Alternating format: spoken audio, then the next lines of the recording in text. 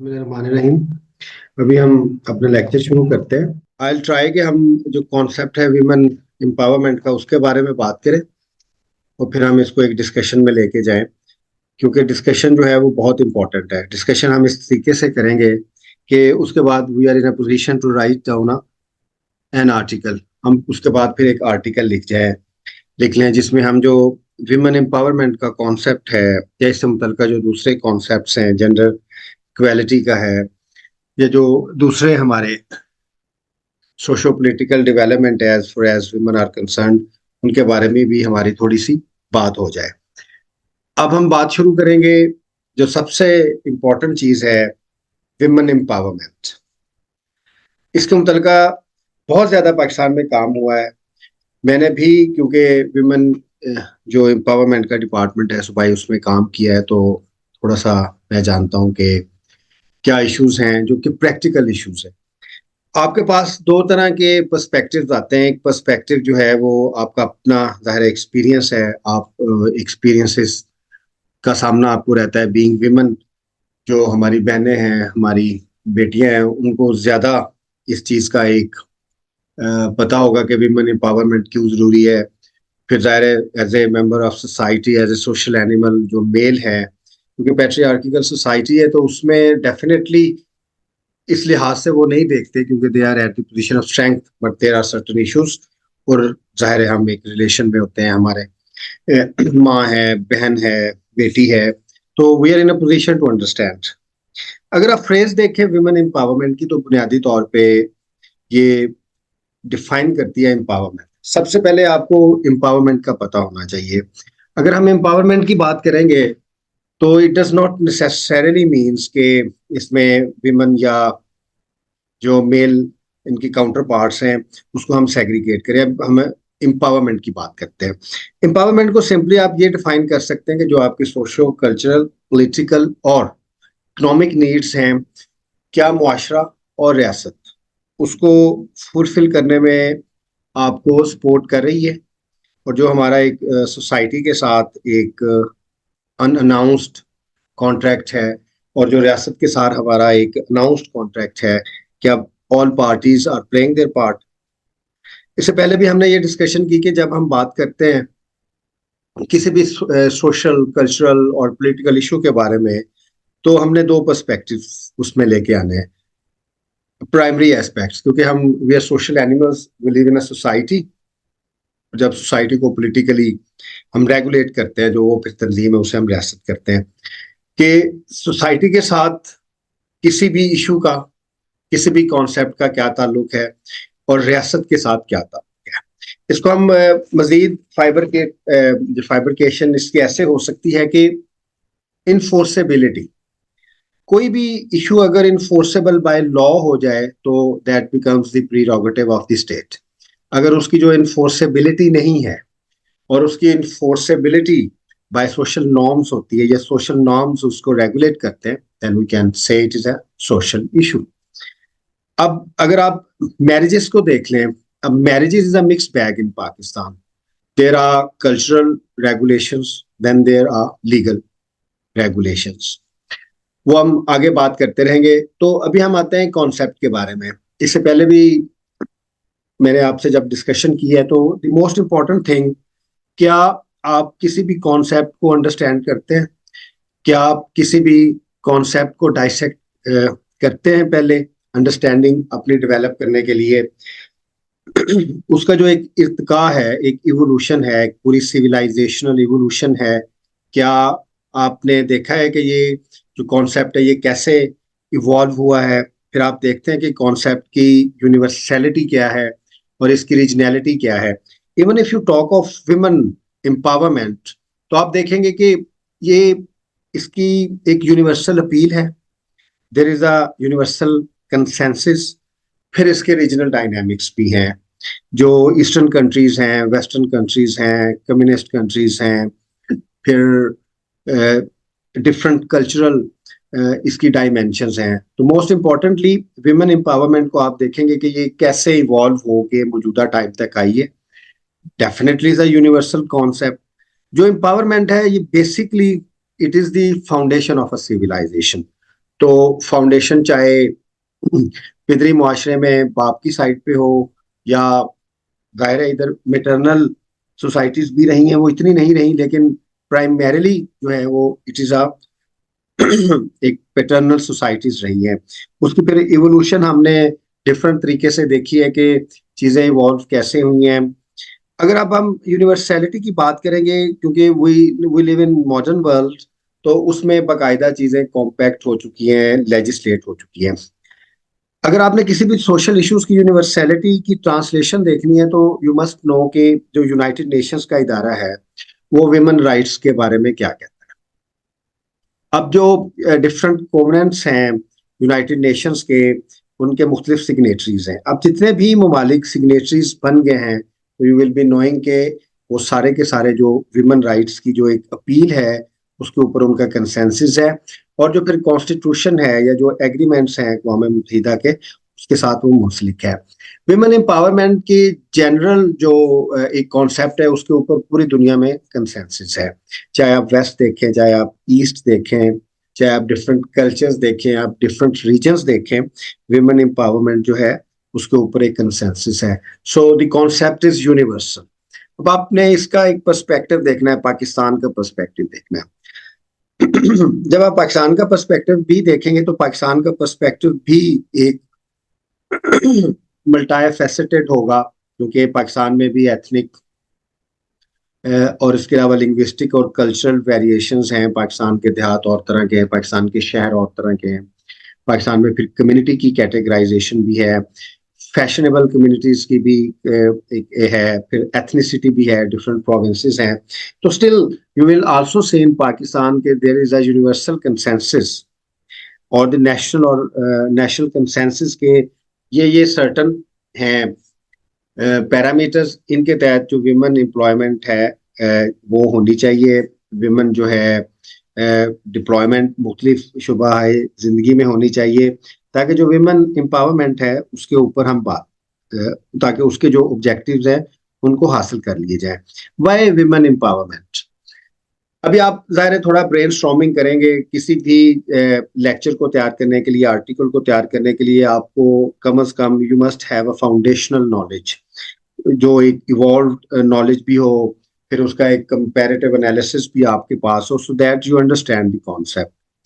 When I talk women empowerment, तो I see it is a universal concept. तो ये उतना ही इम्पोर्टेंट है जितना मेल एम्पावरमेंट का है।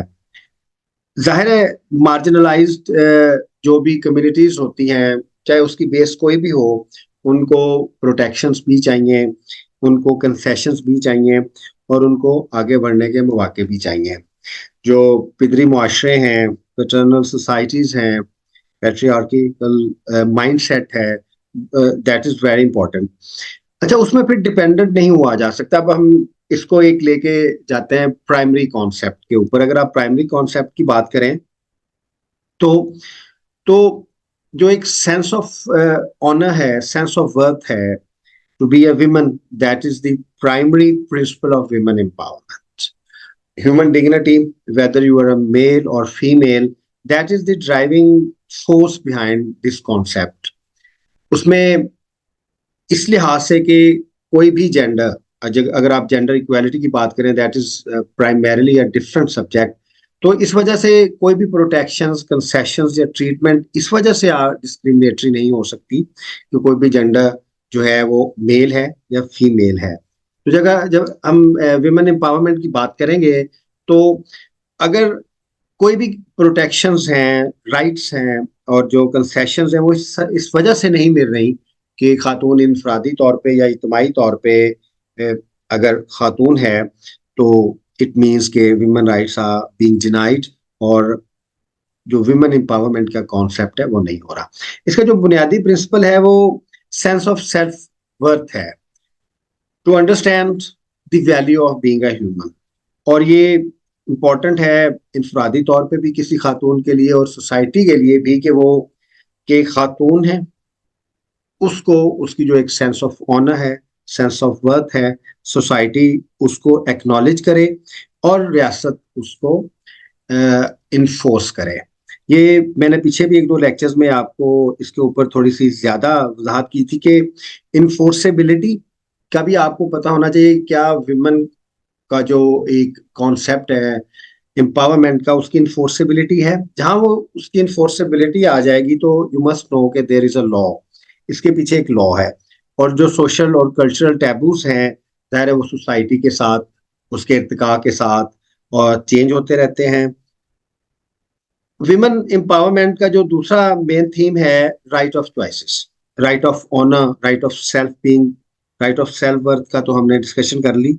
राइट ऑफ चॉइसेस, अब आप देख सकते हैं कि क्या आप अपनी चॉइसेस में खवातीन से अगर आप ये क्वेश्चन पूछें कि are you feel are you satisfied that you with the choices given to you in Pakistan। अब हम if we talk specifically about Pakistan, तो हम ये देखते हैं कि क्या जो हमारी बहनें हैं, हमारी बेटियां हैं, हमारी माँ हैं, डू दे हैव चॉइसेस? क्या उन्हें फैमिली लाइफ की चॉइसेस मिली? क्या उन्हें एक अपना वे ऑफ लाइफ की चॉइसेस मिली? क्या उन्हें इकोनॉमिक चॉइसेस मिली? क्या उन्हें अपने करियर की चॉइसेस मिली? इसके अलावा जो दूसरी चॉइसेस भी हम कह सकते हैं कि unfortunately what I have seen, what I have observe कि पाकिस्तान की सोसाइटी में बहुत ज़्यादा डिस्क्रिमिनेशन है ख़वातीन के लिहाज से। As far as choices are concerned, she is not independent in taking her own decisions, she is not independent in her choices. फिर हमने दूसरी देखनी है। अब इसमें इश्यूज दायर है दोनों जेंडर्स का है, मेल का भी है, फीमेल का भी है, कि राइट टू अपॉर्चुनिटीज। लेकिन आप जब भी आपने विमेन एम्पावरमेंट की बात करनी है, मेक श्योर इसको आपने कंपैरिजन नहीं करना कि मर्दों के ये हालात हैं, या you you need not to compare with male empowerment. It is an exclusive issue. तो आपने पर्सपेक्टिव ये इसको पॉजिटिवली रखना है ताकि ग्रोथ खवातीन की हो रही है, उनकी डेवलपमेंट हो रही है, उनके जो सोशो इकोनॉमिक इश्यूज हैं उनके ऊपर रियासत और मुआशरे का क्या किरदार है। फिर उनकी एक और मेन थीम ये है कि do they have this strength to influence. क्या वो इन्फ्लुएंस कर सकती हैं? क्या वो अपने बच्चों को इन्फ्लुएंस कर सकती हैं? क्या वो कम्युनिटीज को इन्फ्लुएंस कर सकती हैं?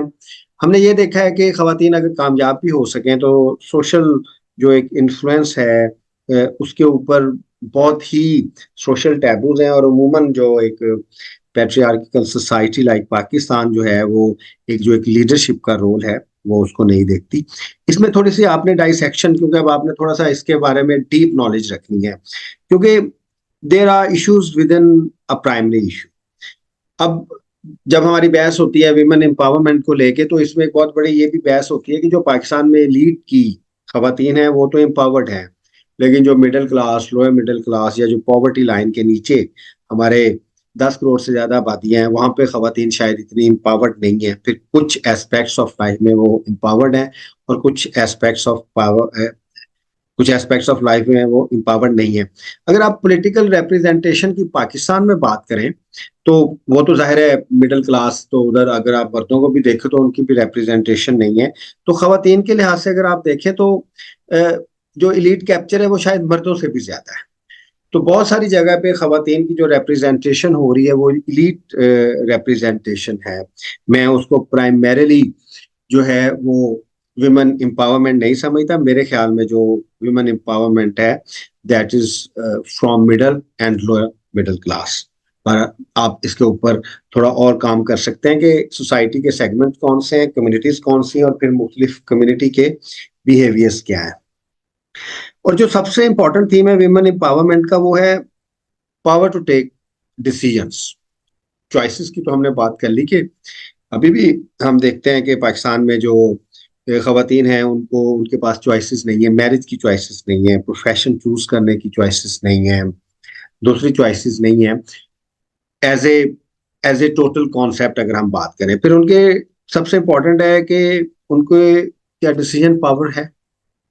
डिसीजन पावर बहुत ज्यादा इंपॉर्टेंट है कि जो उनके लीगल और सोशल राइट्स हैं, वो राइट्स जो रियासत इन्फोर्स करती है, और जो दूसरे राइट्स हैं जो सोसाइटी की तरफ से एक bargaining mode of delivery system के तहत दिए जाते हैं, उसमें does she have the choice to take independent decisions. ये इम्पोर्टेंट बहुत चीज़ है कि सेंस ऑफ ऑनर औरत की होनी चाहिए, उसके पास राइट ऑफ चॉइसेस होना चाहिए, उसके पास अपॉर्चुनिटीज होनी चाहिए, she has the strength to influence people, and finally she has the power to take decision, she has the strength to take decision।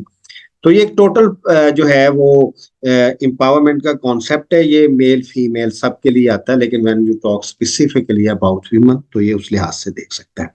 फिर विमेन एम्पावरमेंट जो है या एम्पावरमेंट के मुख्तलिफ प्रोसेसेस हैं, उसमें जो सबसे बड़ा सबसे बड़ी जो डाइसेक्शन आपने करनी है, जो आपने अपने आर्गूमेंट को फाउंडेशन देनी है, वो आपने कल्चरल देखना है। अब कल्चरल जो बैकग्राउंड है, कल्चरल बैकग्राउंड अंडरस्टैंड बहुत ही ज़्यादा इम्पोर्टेंट है आपके लिए कि विमेन का एक रोल मुख्तलिफ कल्चर्स ने डिफाइन किया है। फिर इस तरीके से एक मेल का रोल भी डिफाइन है, मुख्तलिफ किस्म के वैल्यू सिस्टम हैं, जाहिर है वो भी इवॉल्व हैं, उसमें बहुत ज़्यादा टाइम गुजरा है और वक्त के साथ साथ मुख्तलिफ एक टाइम में किसी भी सोसाइटी के अंदर अगर कोई एक वैल्यू हो तो वो ज़रूरी नहीं है कि जब चेंज आए सोसाइटी के अंदर या ग्लोबलाइज चेंज आए या विद इन सोसाइटी चेंज आए तो वो वैल्यू को एक्सेप्ट किया जाए। वैल्यूज जो हैं वो चेंज होती रहती हैं, there is a process to change. तो as far as women empowerment is concern, ये बड़ा एक इवॉल्विंग किस्म का कॉन्सेप्ट है जो चेंज होता जा रहा है। इसको हम बात करेंगे, इसका एक मैं कल्चरल पॉइंट ऑफ व्यू बात कर लूं कि अगर आप वेस्ट की बात करें ना, वेस्ट की बात तो जाहिर है जब एक वे ऑफ लाइफ इम्पोज किया जाता है, अगर आप पावर पॉलिटिक्स की बात करें, अगर पावर पॉलिटिक्स की बात करें तो जो पावरफुल सोसाइटीज हैं या जो पावरफुल रियासतें हैं, उनकी कोशिश ये होती है कि वो सबसे ज्यादा इम्पोर्टेंट ये है कि वो एक कल्चरल चेंज लेके आए। तो विमेन एम्पावरमेंट के लिहाज से जब इसको आप एक कल्चरल इन्वेजन के तौर पे देखेंगे, अगर आप इसको पाकिस्तान के तौर पे भी देखें, आई एम टॉकिंग स्पेसिफिकली, मैं एक सब्जेक्टिव बात कर रहा हूँ, जरूरी नहीं कि आप मेरी बात से एग्री करते हैं क्योंकि ये एक वे ऑफ लाइफ के ऊपर है। तो पाकिस्तान में अनफॉर्चुनेटली जो विमेन एम्पावरमेंट के बुनियादी फंडामेंटल्स हैं उनके ऊपर इतनी बात नहीं होती, और जो उसका एक कल्चरल पॉइंट ऑफ व्यू है या एक कल्चरल वे ऑफ लाइफ है उसके ऊपर बात होती है। पाकिस्तान में विमेन एम्पावरमेंट को ये समझा गया है एक एंगल से कि ये एक खास कल्चरल लाइफ गुजारने का तरीका है कि इस तरीके से फैशनेबल वे ऑफ लाइफ होगा।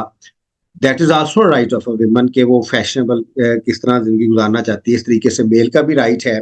बट उसमें फिर जब एक मखसूस सोच की तरफ से उसको इम्पोज करना आए तो फिर सारे कल्चरल जो रिस्ट्रिक्शंस हैं वो आती हैं, क्योंकि again there are different cultures और female belonging to different cultures think differently. तो विमेन एम्पावरमेंट का पूरा कॉन्सेप्ट जो है यू मस्ट बी अंडरस्टैंडिंग, क्योंकि ये कंटेंशन इसमें बहुत ज्यादा होगी। अगर आपने इसके ऊपर एक आर्टिकल लिखना है या इसके ऊपर अगर आपने एक थीसिस लिखना है तो यू मस्ट बी अंडरस्टैंडिंग कि इसके ऊपर पाकिस्तान की सोसाइटी में देयर आर डिफरेंट पर्सपेक्टिव। तो rather than you should write कि this is my perspective, you should say आपको वैसे भी रिलायंस इसके ऊपर लेना चाहिए कि पाकिस्तान में कंजर्वेटिव लोग इसको इस तरीके से लेते हैं, पाकिस्तान में फैशनेबल लोग इसको इस तरीके से लेते हैं, पाकिस्तान में मुख्तलिफ कम्युनिटीज जो हैं वो इसको इस तरीके से लेती हैं। लेकिन जो फंडामेंटल्स हैं वो वही रहेंगे विमेन एम्पावरमेंट के। If you talking about the को, उसमें जो एक औरत की सेंस ऑफ ऑनर है, सेंस ऑफ वर्थ है, उसकी चॉइसेस हैं, उसके डिसीजंस हैं, उसकी अपॉर्चुनिटीज हैं और उसकी जो स्ट्रेंथ्स हैं, और how much is she respected being a woman. Most importantly अगर आप पाकिस्तान में देखें तो देर आर थोड़ी सी हमारी सोसाइटी में खवातीन को लेके एक हिपोक्रेसी भी है। We love our mothers, we love our sisters, हमारी फैमिली में जो है वो औरतों के we we even love our wives, तो वी लव आवर डॉटर्स। तो अगर औरत एक रिश्ते में, हमें हमारी सोसाइटी को अगर एक रिश्ते में आए तो लोग उसको और तरीके से ट्रीट करते हैं, या उसके रिश्ते वाले लोग उसको और तरीके से ट्रीट करते हैं। वो औरतों को प्रोटेक्ट भी करते हैं, औरतों के लिए हर तरह की सेक्रीफाइस भी करते हैं। This is good thing about Pakistan society. लेकिन जो एक औरत के बारे में जनरल व्यू है, वो प्रॉब्लमेटिक है। मेरे ख्याल में हमारी सोसाइटी में जहाँ खवातीन की इज्जत की जाती है, वहाँ पे हरेसमेंट भी बहुत ज्यादा है। पाकिस्तान की औरत के बारे में मैंने जो देखा है, ये मैंने इसके ऊपर लिखा भी है, जो सबसे बड़ा उसको कल्चरल चैलेंज है वो हरेसमेंट का है। अब ये हरेसमेंट जो है उसकी हर कम्युनिटी में है, चाहे वो पॉवर्टी लाइन के नीचे है हमारी, जो पुअर पॉपुलेशन है इकोनॉमिकली, उसमें भी है, लोअर मिडिल क्लास में भी है, मिडिल क्लासेस में भी है, और हर तरह की क्लासेस में है। अब एक एक दफा हमारी मीटिंग हुई थी, तो I was also part of that meeting. तो वन ऑफ द रिटायर्ड जजेस from United states, she was a guest speaker. तो उन्होंने कहा था मीटिंग के अंदर के इवन बीइंग अ जज, विमेन हिरासमेंट जो है मैंने फेस की है जुडिशरी में। तो ये बहुत बड़ा एक इशू है कि सक्सेसफुल वेमन भी अपने कंपार्टमेंट में, अपनी सोसाइटी में, अपनी कम्युनिटी में दे आर हरेस्ड। ये इसके ऊपर बहुत ज्यादा काम करने की जरूरत है, क्योंकि जब विमेन आर हरेस्ड तो उनका जो एक डेवलपमेंट का प्रोसेस है वो बहुत ज्यादा मुतासर होता है।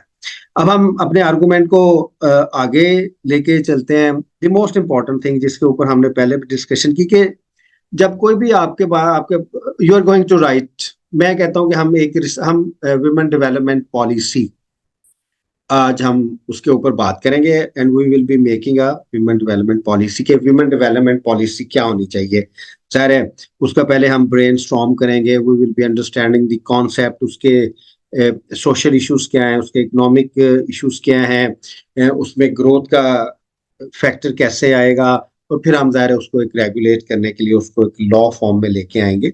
वो हमारी एक वुमेन डेवलपमेंट पॉलिसी होगी कि औरतों का जो इनफरादी किरदार है, जो उनका एक कम्युनिटी का किरदार है, उसको कैसे बेहतर किया जा सकता है।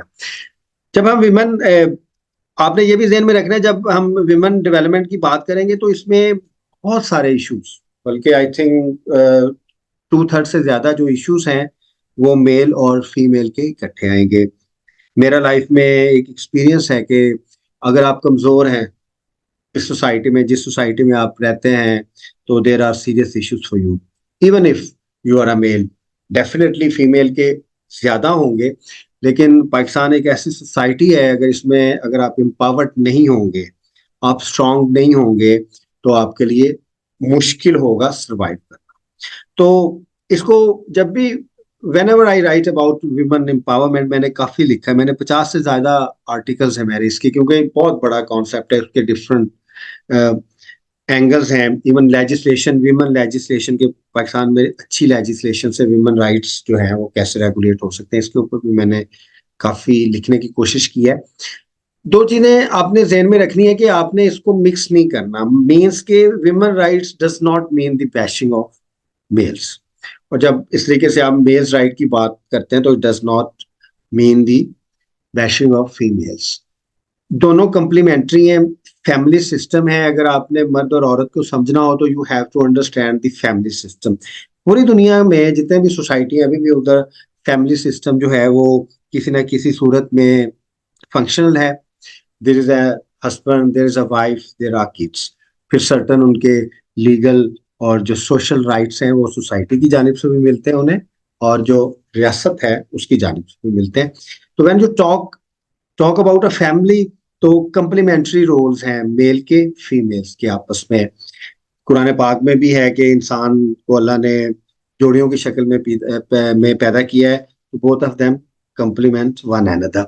तो आर्गुमेंट में ये कंटेंशन नहीं देनी कि बहुत, अगर आप इकोनॉमिक एम्पावरमेंट की बात करें कि तो जो विमेन के इश्यूज हैं वो सेम मेल्स के भी इश्यूज हैं। एक्सप्लॉइटेशन की बात करेंगे तो देर आर सर्टन एक्सप्लॉइटेशन जो मेल की भी हैं, फीमेल की भी हैं। What I have understood the whole concept, जहाँ पे औरत को बहुत सारे इश्यूज हैं, वो एक हरेसमेंट है या एक सोशल टैबू है उनके साथ। उसको भी मैं अनफॉर्चुनेटली थोड़ा बयान कर देता हूँ कि एक सब्जेक्टिव करेक्टराइजेशन है पाकिस्तान में अनफॉर्चुनेटली। तो जो मर्द है उसका करेक्टर खराब नहीं होता, जो खातून है उसका करेक्टर खराब होता है। तो इस एस्पेक्ट को लेके अगर आप बात करें ना, एक सोशल टैबू को लेके, मेरे ख्याल में किसी का भी नहीं खराब होता, सारे एक जैसे ही हैं ह्यूमन बींग्स। तो if you talk specifically about that, तो कल्चरल इश्यूज हैं। विमेन एम्पावरमेंट का तो पूरा एक कॉन्सेप्ट है ना। हाँ, कल्चरल इश्यूज में उनको बहुत सीरियस इश्यूज हैं मर्दों से, जहाँ पे उनकी शिकायत बनती भी है और उनको सेटल होना भी चाहिए, और वो शायद सेटल हो भी रहे हैं। Talking again about social issues, जब सोसाइटी के इश्यूज में बात करते हैं, चाहे उसमें कल्चरल इश्यूज आए, पॉलिटिकल इश्यूज आए, या इवन इकोनॉमिक इश्यूज आए, तो हमने देखना है कि हमारा रियासत के साथ रिलेशन क्या है और हमारा सोसाइटी के साथ रिलेशन क्या है। जो सोशल नॉर्म्स होती हैं, अगर उनकी इन्फोर्सेबिलिटी हो जाए रियासत की जानिब से, तो वो लॉज बन जाते हैं, इन्फोर्सेबल लॉज। यही फर्क है, रियासत रेगुलेट और डी रेगुलेट करना चाहती है। अब आपने विमेन जो है कॉन्सेप्ट है वो उसको समझ लिया आपने, उसकी एक जो साइकोलॉजिकल रीजंस है वो भी देख ली, उसकी इनहेरेंट रीजंस भी देख ली, उसकी डिग्निटी की रीजंस भी देख ली, और उस you have also known about the great privilege और great worth to be a woman. फिर आपने ज़ाहिर है उसकी सोसाइटी में उनका रोल देख लिया, फैमिली लाइफ में देख लिया, कल्चरल रोल उनका देख लिया, फिर आपने उनका एक पोइट्रिक रोल भी देख लिया, बड़ी शायरी लिखी गई है। सबसे ज्यादा मर्द ने जो मुनाफकत की है औरत के साथ, वो पोइट्री में सबसे ज्यादा झूठ लिखा गया है। Rather than empowering women, they have painted women in a very different way. ये फिर अगेन मेरा एक सब्जेक्टिव जो है वो एक आर्गुमेंट है। और जब जब हम सब्जेक्टिव बात करते हैं, जाहिर है you have the right to contend it. अब हम रियासत की जब बात करेंगे, हमने आइडेंटिफाई कर लिया कि there are serious empowerment issues. आपने एम्पावर करना है, फिर आपने विमेन एम्पावर करना है, जेंडर इक्वालिटी को आपने बेस रखना है। जेंडर इक्वालिटी के जो सोशल पर्सपेक्टिव्स हैं उसके बाद में बात करते हैं। अब उसके जो रियासती पर्सपेक्टिव हैं जो इन्फोर्सेबल है, इसके साथ जो जितने भी मेन स्ट्रीमिंग है, जेंडर मेन स्ट्रीमिंग है, जेंडर इक्वालिटी है, जितने भी इसके एलाइड कॉन्सेप्ट्स हैं विमेन एम्पावरमेंट के, अब उसका जो रियासत के साथ ताल्लुक है, we are going to talk about. और मैंने आपसे पहले भी ये अर्ज की थी कि when you talk the relations of individual citizen with state, तो what's more important, the guarantee of the constitution and then the legislation. तो अब आप ये देखें कि विमेन एम्पावरमेंट की लेजिस्लेशन कौन करेगा। ये मैं बार बार रिपीट करता हूँ, आर्टिकल्स भी कुछ स्टूडेंट्स ने भेजे हैं, and I am unable to understand them, कि जब आप बात करेंगे विमेन एम्पावरमेंट की, तो which government will do it? Definitely the federal government will do it, the provincial government do it, और जो इम्प्लीमेंटिंग है वो सबसे अच्छी तो लोकल गवर्नमेंट से होगी। लेकिन जो कॉन्स्टिट्यूशनली ये प्रीरोगेटिव है, ये अब प्रोविंशियल गवर्नमेंट का है to primarily see what are the women empowerment. इसलिए सुबह ने विमेन एम्पावरमेंट के डिपार्टमेंट्स खड़े किए हैं। आपके लिए ये भी इम्पोर्टेंट है, मैंने इससे पहले भी आपको सजेस्ट किया था कि जो रूल्स ऑफ बिजनेस हैं, जो गवर्नमेंट ऑफ पंजाब के रूल्स ऑफ बिजनेस हैं, केपीके के हैं, सिंध के हैं, बलूचिस्तान के हैं, वो आपको पढ़ने जरूर चाहिए।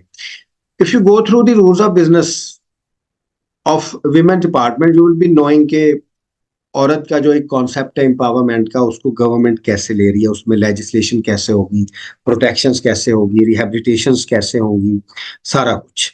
तो लेजिस्लेशन की आपने क्वालिटी देखनी है, लेजिस्लेशन की क्या क्वालिटी है, क्योंकि ये एक ऐसा कॉन्सेप्ट है जो एक जिसमें मुख्तलिफ फेथ्स भी हैं, मुख्तलिफ आइडियोलॉजीज भी हैं, और मुख्तलिफ कल्चरल नॉर्म्स भी हैं। तो अगर हम इसको देखेंगे तो ज़ाहिर है पाकिस्तान का अगर आप कॉन्स्टिट्यूशन देखें तो कोई भी लॉ ऐसा नहीं है जो इस्लामिक प्रोविजंस के अगर आप चैप्टर में जाएं, that may be against the injunctions of Islam. तो अगर आप इस्लाम की बात करें तो इस्लाम में एक रोल डिफाइन है खातून का, एक रोल डिफाइन है मर्द का, प्रोटेक्शंस हैं खवातीन के लिए भी, मर्दों के लिए भी। और उसमें जो एक मोस्ट इम्पॉर्टेंट है मेरे लिए, वो विमेन का जो राइट ऑफ इनहेरिटेंस है, वो बहुत ही इम्पोर्टेंट है। पाकिस्तान में जो एक एक्सप्लॉयटेशन है, when we talk economic exploitation, उसमें सबसे बड़ी जो एक एक्सप्लॉयटेशन है वो औरतों को जो हम हैं उनका जो राइट इनहेरिटेंस वो नहीं देते। जस्ट इमेजिन, जस्ट इमेजिन कि अगर 6 एकड़ जगह है, तो अगर एक लड़की के 2 एकड़ हैं तो उसको मिल जाए। एक 5 मरले का मकान है तो उसमें अगर वो 2 करोड़ का मकान है तो एक लड़की को 50 लाख मिल जाए, 1 करोड़ मिल जाए, जितना भी उनका हिस्सा है। कारोबार है, कारोबार में अगर फर्म है तो फर्म में बच्चियों को अगर उनके शेयर्स मिल जाएं, या कोई दूसरा कारोबार है, इवन 1:2 की रेशो है, उसमें भी अगर मेरे ख्याल में ये इनहेरिटेंस हो जाए तो विमेन एम्पावरमेंट बहुत ज्यादा हो सकती है। पाकिस्तान में आप इस तरह की चीजें लिख नहीं सकते, लेकिन जाहिर है आप थोड़े से इतिहास से लिख सकते हैं।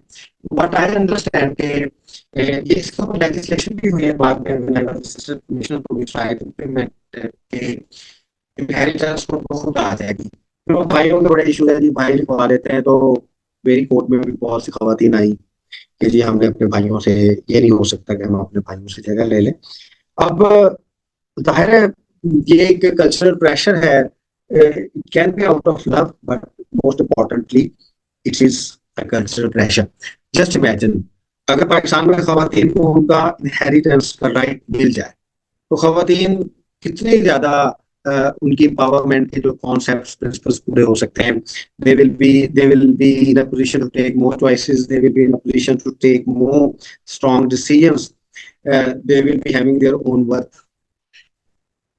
मार्क्सिस्ट थ्योरी जो है वो बड़ी इंपॉर्टेंट है, वो मैंने पहले 3-4 लेक्चर में बात नहीं की, लेकिन दुनिया की जो भी थ्योरी है जिसके ऊपर सिविलाइजेशन या सिस्टम्स खड़े हुए हैं, उसमें कुछ ना कुछ वर्थ है। तो इकोनॉमिक एम्पावरमेंट है ना, दैट इज मोस्ट इम्पोर्टेंट। मेरे नजदीक में दो आपकी एम्पावरमेंट है, आपकी इकोनॉमिक एम्पावरमेंट है और आपकी इमोशनल एम्पावरमेंट है।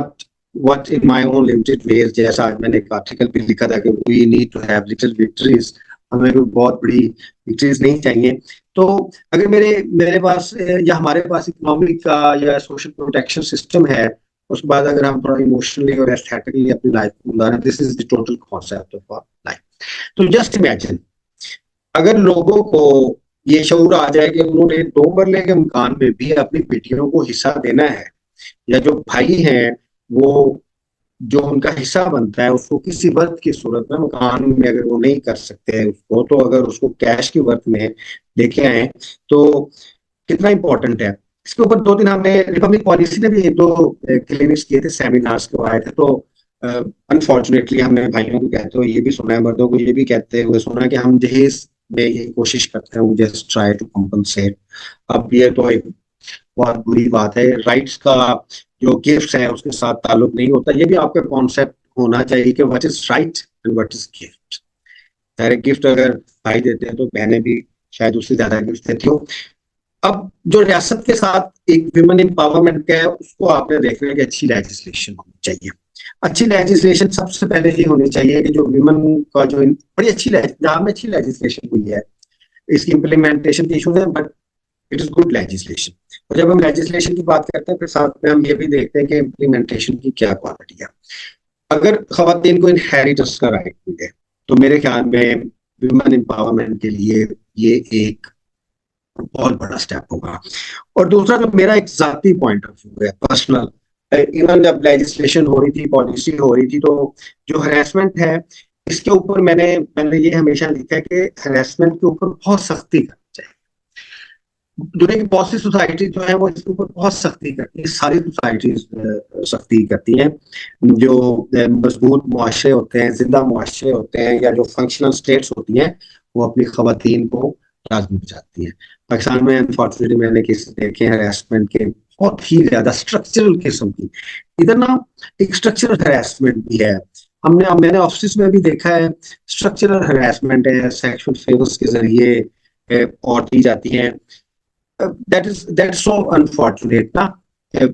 कोई भी ह्यूमन रिलेशन है, जो जेंडर के दरमियान जो ह्यूमन रिलेशन है, वो अगेंस्ट द विल नहीं बन सकता, ना उसको बनना चाहिए, ना ही उसमें किसी किस्म का फियर होना चाहिए, ना ही किसी किस्म का एडवांटेज होना चाहिए, और ना ही किसी किस्म का ग्रीड होना चाहिए।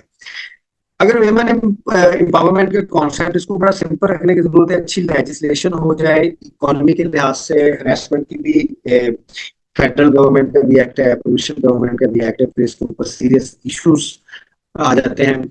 ये दो प्राइमरी चीजें होंगी जी। अगर मैं फर्स्ट करें कि अगर हम अपनी खवातीन को, अपनी बहनों को अगर हम जायदाद में हिस्सा दें, तो मोस्ट इम्पोर्टेंटली हम उनके लिए एनवायरनमेंट सिक्योर कर लें। कि वो रात को बाहर जाएं, दिन को बाहर जाएं, स्कूलों में जाएं, कॉलेजेस में जाएं, और दे फील सिक्योर। बहुत सी मेरी बल्कि बैचमेट से भी डिस्कशन हुई या दूसरी जो क्लास फेलो से भी डिस्कशन हुई जो पाकिस्तान से बाहर सेटल होती है, तो I just ask them the question, what is the change. तो उनकी तरफ से मुझे ये सुनने को मिलता है अनफॉर्चुनेटली के sense of protection, we feel more protected here. तो unfortunately we have not been able to protect our human. अब इसके अलावा जब ये दो प्राइमरी चीजें होंगी, इसे हम आगे बढ़ते हैं, तो जो सबसे ज्यादा इंपॉर्टेंट चीज है अपॉर्चुनिटीज। अच्छा, अपॉर्चुनिटीज में हमने अच्छा कहा। देखिए, अभी आप सिविल सर्विसेज में भी देख लें तो कोटास प्रोटेक्टेड है, बल्कि अब खवातीन जो है वो सिविल सर्विसेज में आपको ज्यादा आएंगी। अगर आप मेडिकल कॉलेजेस में चले जाएं तो 70-80% जो है वो खवातीन आएंगी। इसमें मर्द के थोड़े से कॉन्सेप्ट में आपसे एक्सप्लेन करता हूँ। ये इतने बुरे भी हालात नहीं होते जितना अमूमन पाकिस्तान में। जब आप वीमेन एम्पावरमेंट की बात करेंगे, पाकिस्तान में बड़ी बड़ी डिस्कशन होती रही है, तो जस्ट एक तरफ से ऐसे पेंट किया जाएगा ना कि शायद मर्द विलन है। डेफिनेटली जहाँ पे एक्सेसेस होंगे वहां पे वो विलन होंगे, लेकिन इट्स नॉट लाइक दैट। अगर आप देखें ना पाकिस्तान में, अब्दुल जब्बार अली भुट्टो साहब के 3 बच्चे थे और 3 के 3 डायनेमिक्स थे, लेकिन जो उन्होंने अपनी पॉलिटिकल इनहेरिटेंस है वो अपनी बेटी को दी। बेनजीर भुट्टो जो थी वो एक भुट्टो साहब की जो विरासत थी वो आई। बल्कि अगर आप नवाज शरीफ साहब को भी देख लें, उनके भी 3 बच्चे हैं, but he preferred Mariam over his 2 sons. तो इस लिहाज से अगर आप देखें, मुख्तलिफ हमारी मेरी भी बहनें हैं, आपकी भी बहनें हैं, तो चॉइसेस हमने उनको दी हैं बहुत सारी। अब जो चॉइसेस में जो सबसे बड़ा इशू है ना, वो चॉइस जो है ना, चॉइस टू हैव मैरिज, वो अभी तक हमने अपनी जो बहनें हैं या बच्ची हैं उनको नहीं दिया। और उसमें भी शायद बहुत सारे सीरियस इश्यूज हैं, बट इसमें भी काम करने की जरूरत है। इसके अलावा सर्टन फ्रीडम्स हैं, सर्टन लिबर्टीज हैं, जहाँ पे भी औरतों को लेके पाकिस्तान में सीरियस इश्यूज आते हैं। पाकिस्तान में जो विमेन के साथ जो हमारी डिस्कशन हुई है, जो इफ वी आस्क देम कि आपका सबसे बड़ा इशू क्या है, वो एक बहुत बड़ा इशू ये है कि अल्लाह ने औरत को एक और एक एस्थेटिकली और असास पे पैदा किया है। She is different from male. तो एस्थेटिकली उसने और तरीके से अपने आप को कंडक्ट करना है एज कम्पेयर टू मेल। तो हमने अपने मुआशरे में औरत को एस्थेटिकली कंडक्ट करने का रूल नहीं दिया। अगर वो एक सर्टन फैशनेबल या एस्थेटिकली ड्रिवन अगर वो लाइफ गुजारना चाहती हैं, अपनी ड्रेसिंग करना चाहती हैं, या उनके जो दूसरे वेज हैं उसके ऊपर भी बहुत सारी सख्त पाबंदियां हैं, मर्दों को नहीं है। तो औरतों के लिबास को लेके, औरतों के वे ऑफ लाइफ को लेके, उनके कल्चरल नॉर्म्स को लेके बहुत सारी रिस्ट्रिक्शंस हैं, जिसकी वजह से भी जो एक उनकी पर्सनल ग्रोथ है, पर्सनल डेवलपमेंट है, उनमें सीरियस इश्यूज आते रहते हैं। तो जो रियासत का ताल्लुक है औरत के साथ, विमेन के साथ, पाकिस्तान में वो बहुत ही ज्यादा इम्प्रूव हुआ है। There are good pieces of legislations, अच्छे इम्प्लीमेंटेशन स्ट्रक्चर्स हमने कायम कर लिए हैं। हमने इकोनॉमिक एम्पावर भी उनको करने करने लगे हैं। पब्लिक सेक्टर में अच्छी खासी एम्पावरमेंट है। हरासमेंट को लेके अच्छी लेजिस्लेशन हो गई है, लेकिन जाहिर है ये एक सोशल नॉर्म ही है। जब हम एक रियासत का के साथ जब औरत का एक या खवातीन का जो एक कॉन्ट्रैक्ट है, उसमें थिंग्स हैव गॉन बेटर और चीजें बेहतर जा भी रही है। विमेन एम्पावरमेंट बहुत ज्यादा हो गई। आप ऑफिस में चले जाएं, हर जगह चले जाएं, विमेन एम्पावरमेंट है, इकोनॉमिक एम्पावरमेंट भी है। इवन मैं समझता हूँ कि पाकिस्तान की जो अगर आप फैमिली लॉज देखें 1964 के, वो बहुत स्ट्रॉन्ग है। खुला के लॉज बड़े स्ट्रॉन्ग है। Even if women goes to the court के ये फैमिली मैंने सस्टेन नहीं करनी, तो कोर्ट हैज द पावर कि वो इवन समन के बगैर भी डिग्री की कर सकते हैं। फाइलिंग ऑफ द खुला पेपर इज द जजमेंट। इसके अलावा आप और लिहाज से भी देखें तो कोर्ट्स में अगर आप ये प्रॉपर्टी के केसेस भी ले जाएं, खवातीन अगर फर्ज करें कि पाकिस्तान में खवातीन ये चाहती है कि उन्हें उनकी जायदाद मिले, तो किसी सूरत में मुमकिन नहीं है कि उन्हें जायदाद ना मिले। सिविल कोर्ट में, रेवेन्यू कोर्ट्स में, दूसरे कोर्ट्स में आप आसानी से वुमेन जो उनका एक लीगल राइट्स है वो ले सकते हैं। तो जो रियासत के साथ ताल्लुक है वो काफी बेहतर हुआ है। वो उसमें एक प्रोटेक्टेड लेजिस्लेशन भी है और लेजिस्लेशन की जो है इम्प्लीमेंटेशन वो भी हो रही है। अब हम बात करते हैं दूसरे पर्सपेक्टिव की, the treatment of women by the society, वहां पे सीरियस इश्यूज है। वो चेंज कैसे होगी अगर कल्चरल चेंज आ जाए। अच्छा, जो एडमिनिस्ट्रेटिव चेंज होती है वो इन्फोर्सेबल राइट्स तक तो बड़ी पावरफुल होती है, लेकिन उसके साथ सोसाइटी में जो रवैये बेहतर करने के लिए कल्चरल चेंज की जरूरत होती है। पाकिस्तान में विमेन एम्पावरमेंट को लेके कल्चरल चेंज की बहुत अशद जरूरत है। फिर उसमें भी आप देखेंगे मुख्तलिफ कम्युनिटीज में कल्चरल चेंजेस जो है बेहतर है। इससे पहले भी we talked about, when we talk specifically about this Pakistan society, you must understand कि there are 5 types of classes. Middle class है, लोअर मिडिल क्लास है, अपर मिडिल क्लास है, एलीट है, फिर पॉवर्टी के नीचे जो पुअर पॉपुलेशन है वो है। वो ना सिर्फ इकोनॉमिकली डिफरेंट है एक दूसरे से, वो कल्चरली भी एक दूसरे से डिफरेंट है। When we talk about culture, faith जो है उसमें शामिल होते हैं, और उसमें जो हमारा एक रिलीजियस फेथ है वो भी उसमें एक प्राइमरली किरदार अदा करता है। अब खवातीन की एम्पावरमेंट को लेके बड़े कल्चरल टैबूज भी हैं और बड़े सोशल टैबूज भी हैं। तो हमें जरूरत है कि सोसाइटी भी उसको बेहतर करे और उसमें जो रियासत का किरदार है वो भी करे। लेकिन जाहिर है जिन सब्जेक्ट्स तक रियासत का किरदार है उसमें तो रियासत उसको लेजिस्लेट करेगी और फिर लेजिस्लेशन को इन्फोर्स भी करेगी। लेकिन सोसाइटी के जो मुख्तलिफ रवैये हैं उसको लेके जाहिर है रियासत की रेगुलेशन एक हद तक होती है। वो सोसाइटी में नॉर्म्स को या कल्चरल वेरिएशंस को लेके तो रेगुलेट नहीं करेगी। If society regulates, if a state regulates society to the extent of regulating marriages or regulating choices or regulating gender variations, तो फिर ये रियासत का बुनियादी तौर पे काम नहीं है, ये तो एक सफोकेटेड सोसाइटी बन जाएगी। अब हम सबसे पहले आइडेंटिफाई करते हैं कि जो कल्चरल टैबूज हैं, ये जो सोशल टैबूज हैं वो क्या है। बहुत से कल्चरल टैबूज भी हैं, बहुत से इसमें सोशल टैबूज भी हैं, उन पे काम करना है। सबसे इम्पोर्टेंट काम है कि सोसाइटी में ये अवेयरनेस क्रिएट करनी है कि women are as dignified as man are. तो औरतों को जिस तरीके से वो देखते हैं दैट इज वेरी इंपॉर्टेंट। कोई औरत कोई प्रोडक्ट नहीं है, कोई कमोडिटी नहीं है। उसकी जो एक सेक्सुअल ओरिएंटेशन है उसको लेके औरत के बहुत सीरियस इश्यूज हैं। फिर उसके हैरेसमेंट आती है, उसमें भी मैं समझता हूँ कि रियासत की तरफ से इम्प्लीमेंटेशन नहीं है। अगर रियासत की तरफ से इम्प्लीमेंटेशन हो तो किसी सूरत में ये इश्यूज नहीं आ सकते। लेकिन कल्चरल टैबू जो है और जो सोशल टैबू जो है वो बहुत ज्यादा इम्पोर्टेंट है। जब हम सोसाइटी के साथ बात करते हैं तो सबसे बड़ा जो इशू है वो डिस्क्रिमिनेशन का है। जेंडर डिस्क्रिमिनेशन पाकिस्तान में है। Gender discrimination may not be prevalent when we talk about our relationships with state, but definitely it persists when we talk about our relationship with the society. तो उसमें बहुत ज्यादा है। फिर जब आप सोशल नॉर्म्स में देखें, वायलेंस का बहुत बड़ा इशू। वायलेंस अभी भी इसमें एक थोड़ा सा आपने अपना पर्सपेक्टिव इस लिहाज से भी बढ़ाना है। तो अगर फर्स्ट करें कि आप हम we are product of environment, तो अगर हमारे एनवायरनमेंट में ये चीजें नहीं हो रही तो वी जस्ट थिंक ये नहीं हो रही। अगर आप पाकिस्तान के मुख्तलिफ कल्चरल डाइसेक्टिव कम्युनिटीज में जाएं तो यू विल बी नोइंग के बहुत ज्यादा वायलेंस है। तो जो वायलेंस है उसके ऊपर, क्योंकि वायलेंस जुर्म है, उसमें भी रियासत का किरदार है।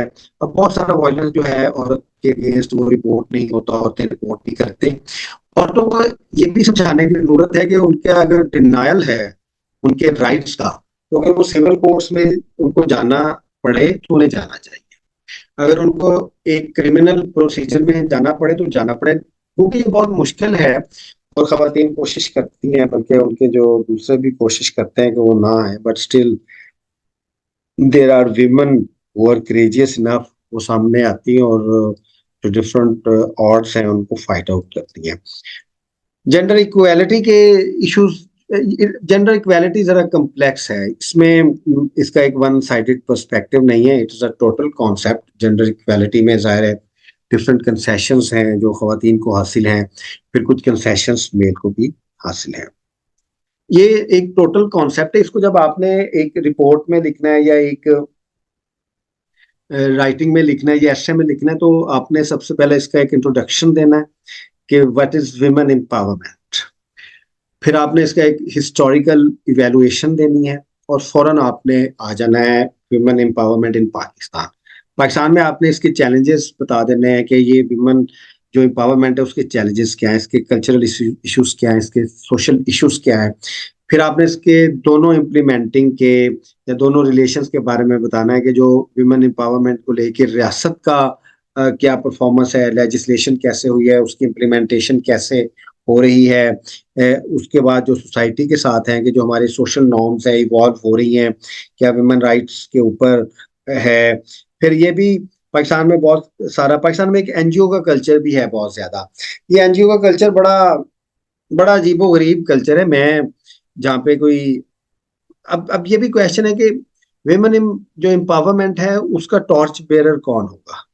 क्या जो एनजीओ से मुतलका खवातीन है वो होंगी, जो एक्सट्रीमिस्ट ग्रुप्स हैं वो खवातीन होंगी, फनेटिक्स इसके होंगे, राइट साइड की खवातीन इसकी होंगी, कल्चरली जो डिफरेंट एस्पेक्ट्स हैं वो होंगी, कौन होंगी। ज़ाहिर है रिप्रेजेंटेशन का इशू ये होता है, मैंने बहुत सारी जगह पे ये क्वेश्चन किया है कि हु शुड लीड के औरत के हैं। मैं हमेशा ये समझता हूँ कि जो पाकिस्तान में मिडिल क्लास खवातीन है या जो मिडिल क्लास हमारी है उसको टॉर्च बेरर होना चाहिए और अंडरस्टैंड करना चाहिए इश्यूज को, और जो जेन्युइन इश्यूज हैं रियासत के साथ जुड़े हुए और जो सोसाइटी के साथ जुड़े हुए उसके ऊपर उन्हें देखना चाहिए।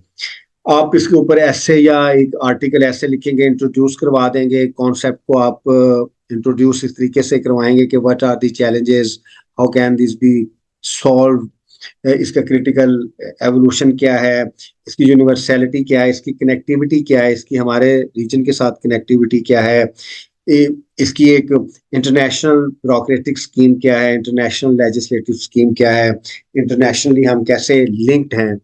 इवन अगर आप हमारे GS+ देखें या यूनाइटेड नेशंस के साथ देखें, उसमें विमेन के ऊपर बहुत ज़्यादा प्रोटेक्शंस जो हैं वो सिक्योर करती हैं, जो डोनर एजेंसीज हैं या जो इंटरनेशनल इदारे हैं उनको लेके। पाकिस्तान में सबसे ज़्यादा पैसा भी खवातीन के ही आता है, लेकिन उसमें भी एक एक बहुत ज़्यादा क्रिटिसिज्म होता है कि एक पर्टिकुलर कल्चरल जो है ना जी वो ट्रांसफॉर्मेशन के लिए आता है। But you should be knowing कि कल्चरल ट्रांसफॉर्मेशन जो है विमेन एम्पावरमेंट में वो कितनी इंपॉर्टेंट है, इकोनॉमिक ट्रांसफॉर्मेशन कितनी इंपॉर्टेंट है, हमारा अपना वैल्यू सिस्टम कैसा है, हमने किस फाउंडेशन के ऊपर विमेन एम्पावरमेंट को आगे लेके जाना है। As far as I am concerned, I have already explained कि I think there are two things very important if I am at the helm of the affair, जिसके ऊपर हमने लिखा है, मैंने लिखा भी है और मैंने अक्सर जगह उसको सजेस्ट भी किया है कि the right to inheritance वो undeniable है, that must be enforced even if a woman say कि मेरे भाई हैं तो मैंने उसको नहीं देनी, उसके पास ही रहे और शादी के बाद भी ये राइट ना मिले उसके खावंद को या दूसरे को। विमेन जो प्रॉपर्टी है वो उसके उसके जब तक वो जिंदा है उसके पास रहनी चाहिए, कल को ना उसका खावंद ना उसके बच्चे या कोई दूसरे उसको ब्लैकमेल कर सके। औरत के लिए ये भी बहुत बड़ी मजबूरी है पाकिस्तान में कि उसने बाप के साथ भी वफा का इजहार और तरीके से करना है, भाइयों के साथ भी करना है, खावंद के साथ भी करना है और बच्चों के साथ भी करना है। और दूसरी चीज जिसके ऊपर इन्फोर्सेबिलिटी बहुत ज्यादा होनी चाहिए वो हरेसमेंट है। एक कंड्यूसिव इन्वायरमेंट देना है, एक प्रोटेक्टिव सिस्टम देना है। इसके ऊपर काम भी किया है, पुलिस ने अच्छी एप्स भी बनाई हैं, उसमें हो सकता है, लेकिन स्टिल स्टिल इसके ऊपर काम करने की जरूरत है। फिर जो इन्फोर्सेबिलिटी है उसकी भी एक हद है। सोसाइटी को देखना चाहिए कि women are worth humans, they are as dignified as man, what are their social status, how should they be behave. तो उनको एक डिग्निफाइड वे से बिहेव करें तो विमेन एम्पावरमेंट हो सकती है। विमेन एम्पावरमेंट इंफरादी तौर पे भी जरूरी है, कम्युनिटीज के लिए जरूरी है और नेशंस के लिए भी बहुत जरूरी है। और मुझे ये कहने में कोई हर्ज नहीं है कि कुछ काम खवातीन बेहतर करती हैं, कुछ काम मर्द बेहतर करते हैं, कुछ सोशल रेगुलेशंस खवातीन की जानिब से बेहतर होती हैं, कुछ सोशल रेगुलेशंस मर्दों की जानिब से बेहतर होती है। इवन एडमिनिस्ट्रेशन में भी मैंने देखा है कि there are certain parts of administration where women have played their role. दुनिया में कोई ऐसी चीज नहीं है जो मर्द ने की है खातून नहीं कर सकी, खातून है जो मर्द नहीं कर सकी। When we talk about administration, political participation या कल्चरल ट्रांसफॉर्मेशन, तो ये हमारा एक था। इसके ऊपर थोड़ी सी आप ब्रेन स्टॉर्मिंग करें, एक आर्गुमेंट बिल्ड करें विमेन एम्पावरमेंट का। विमेन एम्पावरमेंट होनी चाहिए, बिल्कुल होनी चाहिए। कैसे होगी इसके ऊपर देखें, इसको कौन करेगा, कल्चरली इसको कौन औरत को रिप्रेजेंट कर सकता है, रियासत की तरफ से इसका क्या किरदार होगा, लेजिस्लेशन का क्या रोल होगा, सोशल नॉर्म्स का कैसे होगा, हम जो टैबूज हैं उसको कैसे टैकल कर सकते हैं, फिर जो एक कल्चरली हम इसको कैसे इवॉल्व कर सकते हैं, हम अपना वैल्यू सिस्टम कैसे रख सकते हैं, विमेन एम्पावरमेंट के कॉन्सेप्ट के ऊपर हम कंसेंसस कैसे डेवलप कर सकते हैं, ये कंसेंसस कौन लीड करेगा, सोसाइटी इसको कैसे आगे लेके बढ़ेगी, रियासत इसको आगे कैसे लेके बढ़ेगी, क्योंकि इसके ऊपर कंसेंसस तो है। वी आर इंटरनेशनली ऑब्लाइज्ड, हमारे यूनाइटेड नेशंस के साथ बाकी जो इंटरनेशनल डिफरेंट ऑर्गेनाइजेशंस हैं उनके साथ वी आर सिग्नेटरीज। तो विमेन एम्पावरमेंट के ऊपर तो देयर इज नो डिनायल। तो जो इसके इम्प्लीमेंटेशन के डिनायल हैं हमने उसको बेहतर करना है। As far as concept is concern, उनकी लेजिस्लेशन कंसर्न है, as far as states concept is concern, there is no confusion in it. What is the issue? The issue is that of implementation. हमने इसको implement कैसे करना है, रियासत जो है वो अपना किरदार अदा कर लेगी। मेरे ख्याल में सोसाइटी की तरफ से चीजें बेहतर करने की जरूरत है, सोशल टैबूज तोड़ने हैं। वो जो सोशल टैबूज जो है वो टूट रहे हैं, ये भी लफ्ज नहीं यूज करना है, we need to break social taboos, we need to them evolve them for the betterment of women, for the betterment of women empowerment। तो इस लिहाज से हम इस कॉन्सेप्ट को आगे ले जाते हैं। अभी भी देखें कि women empowerment हो रही है। Lastly, if a woman says कि these are my rights and you need to give these rights to me, तो ये हो ही नहीं सकता कि उसको उसके राइट्स ना मिले। She can ask it to her father, she can ask it to her brothers, her husband, her sons. ये हो ही नहीं सकता कि उनको डिनाई किया जा सके। और औरत को मजबूत बनाने की जरूरत है when she moves in society, जो हरेसमेंट को लेके भी है। अगर औरत मजबूत हो, ये भी बहुत सारे अगर हम लोगों से बात करते हैं तो वो कहते हैं कि नहीं दिस इज रॉन्ग, वो इस कॉन्सेप्ट को नहीं समझते। लेकिन वो जाहिर जब व्हेन वी टॉक सब्जेक्टिवली, तो रियासत को और मुआशरे को और औरत को खुद को अंडरस्टैंड करना चाहिए कि इवन मैं भी बहुत सिचुएशन में ये अंडरस्टैंड करता हूँ कि इफ आई बिहेव स्ट्रांगली तो आई सेल थ्रू। तो इम्पोर्टेंटली विमेन मस्ट अंडरस्टैंड कि they are powerful, they are as dignified as men, and if they are bent upon to take their rights, none can deny them. So I just talked about women empowerment. इसके ऊपर आप थोड़ी brain storming करें और इसके ऊपर लिखें। इसके ऊपर तो बहुत कुछ लिखा जा सकता है। इसकी जो एक कल्चरल ट्रांसफॉर्मेशन है, ये जो विमेन कल्चरल राइट्स है, जो सबसे बड़ा चैलेंज है, किस तरह की जिंदगी गुजारी जाए, लिबास कैसा पहना जाए, चॉइसेस कैसे रखी जाए, मैरिजेस कैसे की जाए, कंडक्ट कैसे किया जाए, प्रोफेशंस कौन से इख्तियार किए जाएं। इवन जो the cultural part of women empowerment is so important. अगर इसके ऊपर भी हम काम करें तो we can take women to the next level of women empowerment. अब हम क्वेश्चंस पूछेंगे। Anyone who wants to ask a question, हम थोड़ी सी अब डिस्कशन कर लेते हैं। तो हाउस इज ओपन, एनीवन? जी, anyone who wants to ask question, तो फिर हम के ऊपर थोड़ी डिस्कशन करते हैं। एजुकेशन एब्सोल्युटली, एक अभी मैंने देखा है कि जी एजुकेशन तो बहुत प्राइमरी चीज है ना। हम तो एक रिसर्च लिख रहे हैं, एजुकेशन की हद तक तो पूरे पाकिस्तान में कंसेंसस है। एजुकेशन एम्पावर करती है विमेन को, लेकिन जो सोशल टैबूज है उसको तो नहीं चेंज किया ना। अब जो पढ़े, अब औरतों को शायद पाकिस्तान में थोड़ा सा, अगर आप ये देखें कि औरतों को शायद पढ़े लिखे बंदों से ज्यादा मसला है। इतना मसला तो उन्हें है ही नहीं। गाँव में हम चले जाते थे, ट्रेडिशनल एजुकेशन नहीं थी और वहाँ पे बहुत रिस्पेक्टेड थी। अब ये तो अर्बन एरियाज हैं, सबर्ब्स हैं, दूसरे एरियाज हैं जहाँ पे कम्युनिटी के तौर पे हम एक दूसरे को नहीं जानते, तो वहाँ पे इश्यूज हैं। डेफिनेटली गांव में जहाँ पे लोग एक दूसरे को जानते थे इतने इश्यूज नहीं थे, हमारी वैल्यू थी। अभी भी हमारी सोसाइटी में खवातीन की इज्जत की जाती है। बल्कि हम, मुझे अच्छी तरह याद है कि जब हम गाँव में जाते थे तो खवातीन अंदर बैठी होती थी गाड़ी में। तो मैं, आई एम टॉकिंग अबाउट मियाँ वाली, तो मर्द बैठे होते थे तो खवातीन होती थी तो मर्द उठ के उनको जगह देते थे और मर्द बाहर गाड़ी के जाते थे। वो फिर जब टाइम गुजरता गया, अब मैं अपने गांव में जाऊं तो अगर खवातीन की जगह नहीं है तो खवातीन खड़ी होती हैं, जो वट एवर इशूज आ। तो एक कल्चरल चेंज तो है, लेकिन ये कंसेशन है, मैं इसको एक एम्पावरमेंट नहीं देता, क्योंकि when you talk about equality equity, तो आपने ये देखना है कि व्हाट इज एम्पावरमेंट। जी, anyone who wants to talk, who wants to discuss? अच्छा, ये जो औरत मार्च का मैं अभी देखा है, अच्छा मैंने क्योंकि एडमिनिस्ट्रेटिवली भी एक दफा इसको कवर किया था, मेरा पॉइंट ऑफ व्यू है जाती subjective.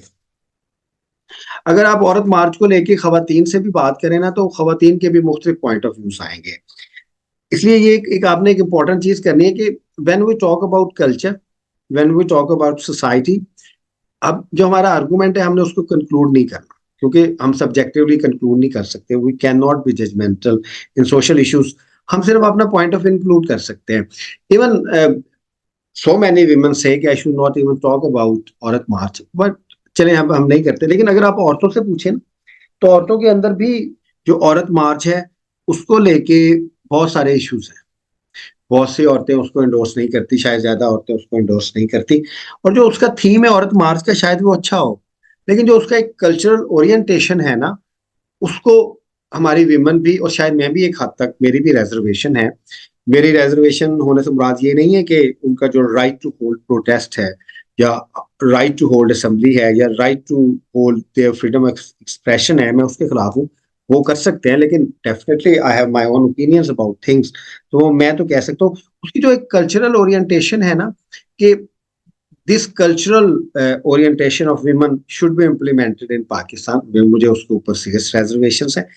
I take it as a cultural war, और कल्चरल वॉर उसको नहीं हो सकती, नॉट कल्चरल वॉर। देखिए, विमन जो औरत मारती है, इट इज देयर राइट, और वो कह भी सकती हैं कि आपने इस तरह की जिंदगी गुजारनी है, इस तरह की आपने फैमिली लाइफ रखनी है, इस तरीके से सारा कुछ होना है। लेकिन बहुत सी खवातीन ऐसी हैं जो उसको नहीं अच्छा समझती, तो आपने उस लिहाज से उसको देखना है।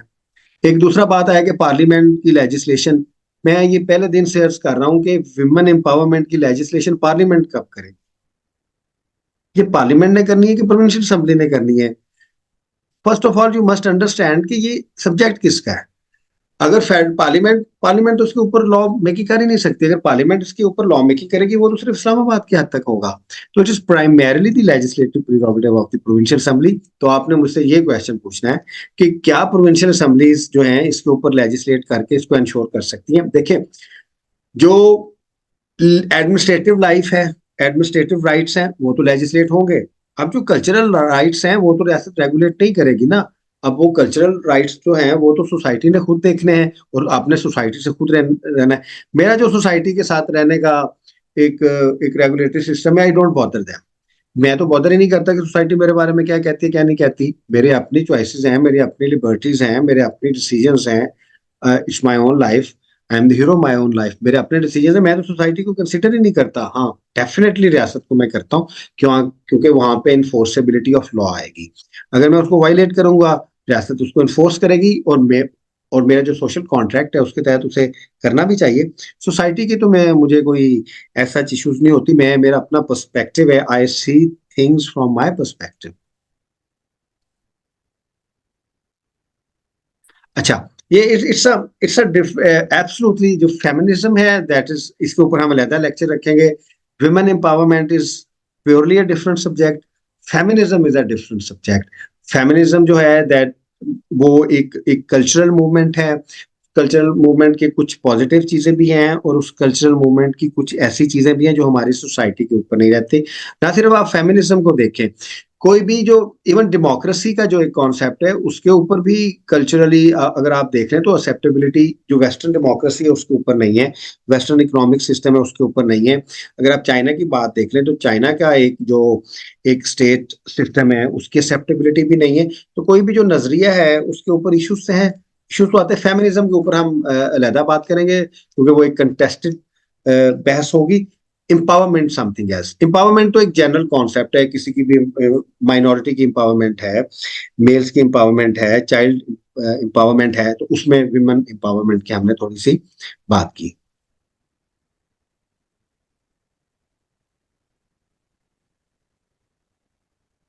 हाँ, अच्छा, ये जो है ना, जो विमेन एम्पावरमेंट को लेके या हरासमेंट को लेके, हरासमेंट पाकिस्तान का इशू तो नहीं है ना। हरासमेंट तो यूएसए का भी इश्यूज है, कनाडा का भी इशू है, सारे मुल्कों का इशू है। तो वो तो वहां तो education has nothing to do it, culture has to do something.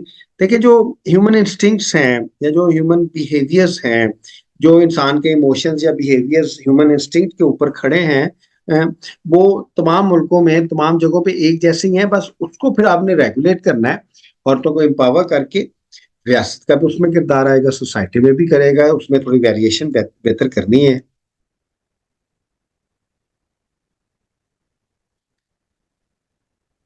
अच्छा, अब ये एक क्वेश्चन आया कि जी आपने रिप्रोडक्टिव राइट्स की और दूसरी राइट्स की बात नहीं की, वो मैंने फैमिली राइट्स की बात की थी, that it's part of that. अगर आप 1964 जो है, 1964 का फैमिली, जो अयूब खान के दौर में फैमिली राइट्स आए थे, वो बड़ा स्ट्रांग है। फिर उसके बाद ज़ाहिर है वो कॉन्सेप्ट इवॉल्व होता रहा, नेशनली भी इंटरनेशनली भी। औरत के रिप्रोडक्टिव राइट्स हैं, हेल्थ के राइट्स हैं, बच्चों को लेके उनकी ग्रोथ के राइट्स हैं, कितने बच्चे होने चाहिए, औरत की हेल्थ का उसके ऊपर क्या असर होगा। अब जाहिर है, इसको अगर आप थोड़ा सा देखें, औरत के ऊपर बहुत प्रेशर रहता है। फिर वो जो हमारी कुछ कम्युनिटी, जो सेक्शन ऑफ सोसाइटी है, उसमें ज्यादा रहता है। देखिए, जो चॉइसेस है ना, थोड़ा सा आप कॉन्सेप्ट को इस लिहाज से भी आप इसको बड़ा कर सकते हैं, औरत की चॉइसेस है। तो अब ये उसकी चॉइस है ना, चॉइस टू मैरे, कि उसने किसके साथ शादी करनी है। फिर जब उसकी ये चॉइस पूरी होगी, फिर चॉइस टू हैव किड्स, ये भी उसका एक मैं समझता हूँ राइट है। फिर बच्चों में वक्फा कितना होगा, उसके हेल्थ इश्यूज कैसे होंगे। अब किड्स, कोई भी चीज at the cost of women's health ये नहीं हो सकती। और ये एक सस्टेनेबल हेल्थ जो है, that is the right of male and female. और अगर उसमें इश्यूज आते हैं तो औरत को बिल्कुल डिनाई करना चाहिए। और यही तो मैं कह रहा हूँ कि ये सारे राइट्स हैं। ये राइट्स को अगर आप इस तरीके से देखते रहेंगे तो फिर तो घर में औरत के एक फैमिली लाइफ के इतने ज्यादा राइट्स हैं। फिर वो क्योंकि वो भी मैरिज इज आल्सो कॉन्ट्रैक्ट, तो वो तो एक बाइलेटरल है, उसमें चीजें एडजस्ट हो जाती हैं। लेकिन specifically I am again talking about state and cultural issues the women have. और कोई क्वेश्चन, कोई डिस्कशन कर सकते हैं आप में भी, जो है वो उसमें आ सकते हैं हमारे साथ। एक मैं आपसे एक क्वेश्चन पूछता हूँ, आप में कोई उसका मेरे साथ थोड़ा सा डिस्कशन करता है कि अगर आप लीगल रिजीम्स की बात करें तो पाकिस्तान में अच्छे लॉज हैं, फेडरल गवर्नमेंट के अपने डोमेन में और प्रोविंशियल गवर्नमेंट के अपने डोमेन में। तो आप समझते हैं कि लॉज की इम्प्लीमेंटेशन को लेके जो हमारे गवर्नमेंटल ऑर्गेनाइजेशंस हैं वो काम कर रही हैं? एनीवन? Sir, can I? जी जी, श्योर श्योर, कहें। Sir, first and foremost, sir, I don't think so that the legislations are up to the mark because there are no laws regarding marital rape. Pakistan is in the 37 ill-fated countries which don't consider the marital rape as a rape, and along with that about the child bride issues, women have to a young kid have to take care of complete family, even when she's already a young kid and she needs help. So considering this, like nearly 15% of the girls in Pakistan are getting married before the age of 18. So considering this, and along with that, KP and Balochistan have no, they don't have the minimum age for marriage is 15, I guess, or 17, and the women frontal lobes are not developed till that time. So how we can consider that the legislations are. नहीं, definitely, definitely it's very important. पहले आपने rape की बात की, PPC जो है Pakistan penal code, उसमें definitely offenses हैं, रेप के ऑफेंसेस हैं, उसके ऊपर बड़ी सख्त पनिशमेंट भी है। Coming back to as of, औरत की किस या लड़की की किस उम्र में शादी होनी चाहिए, इसके ऊपर इतनी बहुत बहस हुई है। इसमें बाबर स्टार साहब की एक जजमेंट आई थी, आपने शायद पढ़ी हो, कि उन्होंने उन्होंने जो एज थी वो 18 साल डिक्लेयर की थी। उसका मैं आपको एक इंटरेस्टिंग बात बताता हूँ कि फिर बाद में हमारे, I was representing human rights department in those days. तो एक हमारी मीटिंग हुई इसके ऊपर में, वो उसका मेन टारगेट ये था कि हमने इम्प्लीमेंट करवाना है 18 साल। अब देखिए, यू आर एब्सोल्युटली राइट कि जो लेजिस्लेटिव गैप्स हैं वो इस लिहाज से हैं। तो मैंने उधर सजेशन ये दी कि 18 साल की एज जो है वो बाबर स्टार साहब की जजमेंट में आ गई है, तो 18 साल आप इसको करें।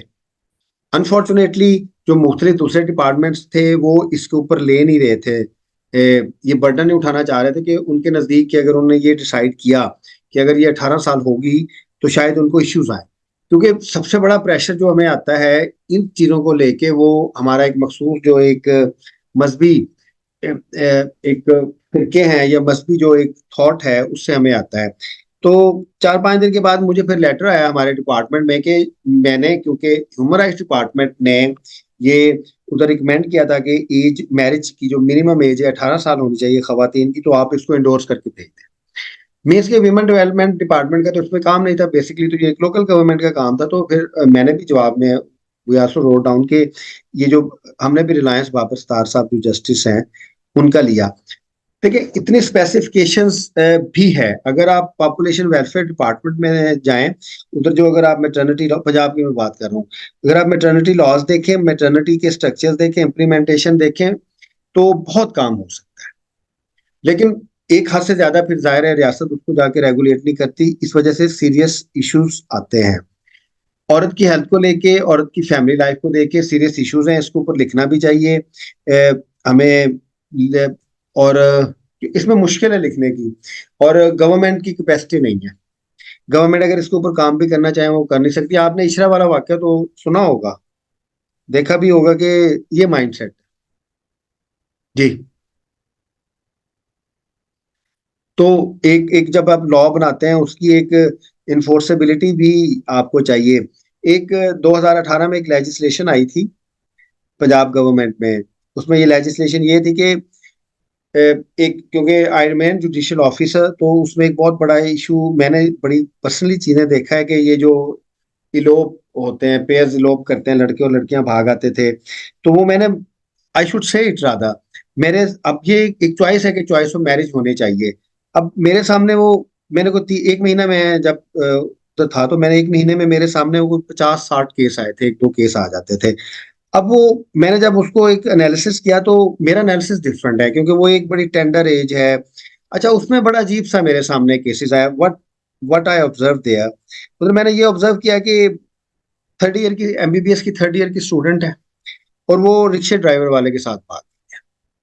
फिर मैंने इस तरह के देखे, इंतहाई अच्छी बची, बड़े बड़ी अच्छी फैमिलीज की, और मैंने उनको ये देखा कि वो उन लोगों के साथ या उन लड़कों के साथ वो उन्होंने भाग के शादी की जो मुझे सेंस नहीं मिलती थी। और जब वो पुलिस के साथ केस होता था तो फिर हमने उसके ऊपर भी काम किया। और कैन यू बिलीव, उसमें 70% जो लड़के थे वो क्रिमिनल्स थे, और ये उनकी प्रैक्टिस थी। और वो उनका फिर एंड लड़कियों का क्या होता था, तो उस वक्त जो फिर what I believe at that time कि ये रियासत अलाउ नहीं कर सकती। बेसिकली सब्जेक्टिवली मैंने प्रपोज किया था, वो शहबाज शरीफ साहब की हुकूमत थी कि नहीं, आपने जब से 18 साल तक रखना है तो किस साल की उम्र तक लड़के की शादी या दूसरी शादी या कैसे हो सकती है। सोशल कॉन्ट्रैक्ट तो सोसाइटी का या फैमिली का इसमें रोल होना चाहिए। चीजें कॉम्प्लिकेटेड है, चीजें इतनी आसान है नहीं। जी। Sir, considering the fact of marital rape, sir, do you think that we have penalized marital rape? We don't even consider it as a crime, I guess. Absolutely. जैसे ही देखें, it is very sensitive issue. अगर आप, बहुत सी studies I हैं inside, जो हम इसके ऊपर बात नहीं कर सकते। पाकिस्तान में मैरिटल रेप 70% तो होगा। क्या ख्याल है आपका? That's true, sir, because it's not even a crime. So, absolutely. जब वो निकाह हो जाता है, वो दो बंदे उसके ऊपर साइन कर सकते हैं, वो ये तो फोर्स्ड मैरिजेस है ना प्राइमरीली। क्योंकि मेरे लिए जो फोर्स्ड मैरिज है, आई टेक इट एज, और मेरे ख्याल में पाकिस्तान में जो फोर्स्ड मैरिजेस हैं, मैं हर वो मैरिज जिसमें कॉन्सेंट नहीं है लड़की, पॉपुलर कॉन्सेंट नहीं है, मेरे नजदीक वो फोर्स्ड मैरिज है। और जो फोर्स्ड मैरिज है वो किसी भी faith, what ever faith you have, what ever social norm you have, that works against that. मैं इसलिए कहता हूँ कि जो मोस्ट इंपॉर्टेंट है, जो हमारा मैरिज का इंस्टीट्यूशन है ना, क्योंकि हमारी सोसाइटी इवॉल्व कर रही है, उसमें डिफरेंट एस्पेक्ट्स आ जाते हैं लाइफ में. It is not as open society as that of west. और वेस्ट की सोसाइटी इस लिहाज से आइडियल तो है नहीं. उन्होंने तो, आपने भी देखा होगा, मैंने भी देखा, उन्होंने तो अपना फैमिली लाइफ तबाह कर दी है. इसलिए ये बहुत सारी ना सेंसिटिविटीज की चीजें हैं. और एक लिहाज से अगर आप पैट्रिकल जो हमारी जो पिदरी सोसाइटी है उसमें देखें तो उसमें मर्दों का बड़ा अच्छा रोल भी रहा है. देखिए, मैं इसको और हम थोड़ा सा और डिस्कस कर लेते हैं. इसमें बड़ी सेंसिटिविटीज हैं. इसके ऊपर जब हमने काम किया कि अब एक कम्युनिटी में 16 साल की बच्ची की शादी है.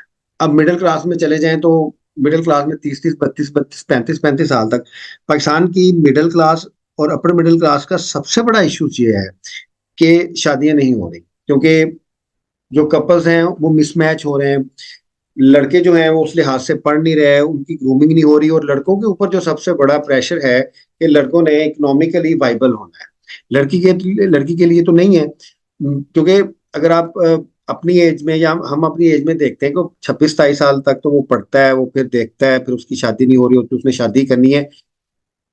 It is important for a male in Pakistan. उसका देखिए कितना बड़ा चैलेंज है कि उसने अपने पाँव पे खड़ा होना है, उसने जॉब लेनी है, उसने कारोबार करना है, उसने अपने इज्जत नफ्स पे जाना है, पता नहीं उसने क्या कुछ करना है. If he is in a position to earn something, a boy from a middle class family, then he has the privilege to marry. तो उस लिहाज से खवातीन के भी बहुत सारे इसलिए इश्यूज आ रहे हैं क्योंकि जॉब नहीं है, हमारी इकॉनमी नहीं है, हमारे पास अपॉर्चुनिटीज नहीं है. तो मिसमैनेजमेंट है, फिर मैरिजेस ठीक नहीं है, फिर फोर्स्ड मैरिजेस हैं, आखिर में और तरीके से मैरिजेस हो रही हैं. पाकिस्तान की सोसाइटी के इतने इश्यूज हैं कि अर्ली मैरिजेस के इश्यूज हैं, फिर लेट मैरिजेस के बहुत सारे इश्यूज हैं. पाकिस्तान में जो मैरिज की एज है exact for male and female, उसके ऊपर बहुत बहुत कम मैरिजेस हो रही है मेरे ख्याल. तो अब ये जो हमने अब कुछ प्रॉब्लम्स आइडेंटिफाई किए हैं. अब रियासत तो इनको रेगुलेट नहीं कर सकती ना. अब रियासत सिर्फ ये कह सकती है कि 14 साल की बच्ची की शादी नहीं होगी या 15 साल की बच्ची की शादी नहीं होगी. उसकी भी प्राइमरीली रीजन तो ये है ना कि आप कहेंगे जी कि हेल्थ इश्यूज हैं. अगर आप इसके ऊपर लेजिस्लेट करना चाहें तो जो हमारे मजहबी, क्योंकि ये हुआ है इशू, तो वो लेके आ जाते हैं अपना पॉइंट ऑफ व्यू. उनके पॉइंट ऑफ व्यू भी बड़ा वैलिड है. अब हम उनके साथ ज़ाहिर है या तो इज्तिहाद हो इधर कि that had a specific time, तो उस वक्त हेल्थ स्टैंडर्ड्स और थे, सोशल स्टैंडर्ड्स और थे, अब और तरीके से हो गई हैं. तो there are so many issues. तो इसलिए तो मैं कहता हूँ कि सोसाइटी को एक कल्चरल चेंज की जरूरत है. जी.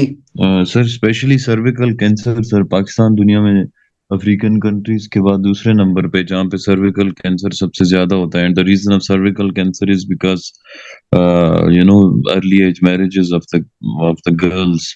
छोटी बच्चियों की शादी कराते हैं तो वो जो सेक्सुअली ट्रांसमिटेड डिजीजेस हैं they ultimately cause cervical cancer. And Pakistan is second in the अच्छा, इसके वर्ल्ड. अलावा भी देख लेना. अब ये सोशल प्रेशर मैं आपसे अर्ज करता हूँ कि मेरी मैंने एक दफा विजिट किया, ईडीओ हेल्थ के ऑफिस में मैं गया, तो उधर एक केस आया हुआ था सामने. बहुत अनफॉर्चुनेट केस था. I am not going to tell detail about that case. कि खातून आई तो खातून रो रही थी बहुत ज्यादा, और वो कह रही थी कि मेरे 7 बच्चे, और she was a patient of hepatitis C. वो अगर माँ को हो हेपेटाइटिस सी तो वो ट्रांसमिट जरूर होता है बच्चे के अंदर. तो केस यही डिस्कशन हो रहा था कि अब जो उसके आखिरी 4 बच्चे थे उन्होंने हेपेटाइटिस सी ट्रांसमिट किया हुआ था. उसका आदमी भी बैठा हुआ था, तो वो डिस्कशन हो रही थी. मैंने चेकअप करना था, मेरा वो एक राउंड था, तो मैं गया तो मैंने देखा. तो आई जस्ट थॉट कि पहले 3 बच्चे बिल्कुल ठीक है, लेकिन क्योंकि वो 7th उसका किड था, तो प्रेशर था कि जी खामद कहता नहीं जी अल्लाह ने रिजक देना है, आबादी होगी. अब मैंने औरत को देखा तो आई जस्ट थॉट कि इससे ज्यादा एक्सप्लॉइटेशन तो नहीं हो सकती ना. ना माँ की हो सकती है, ना बच्चे की हो सकती है.